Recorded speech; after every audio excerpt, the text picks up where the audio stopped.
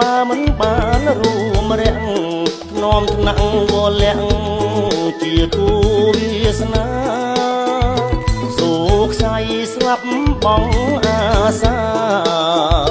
សូកស័យស្លាប់បងអាសារួងគ្មានជីវ៉ាតារួងធ្វើអ្វីព្រាមរួងក៏ព្រួងនួនល្អសូមផ្ញើបេងដូងផ្ញើភ័ព្វនិស័យព្រះច័ន្ទគង់បំភ្លឺផែនដីព្រះច័ន្ទគង់បំភ្លឺផែនដីសូមចិត្តស្រស់ស្រី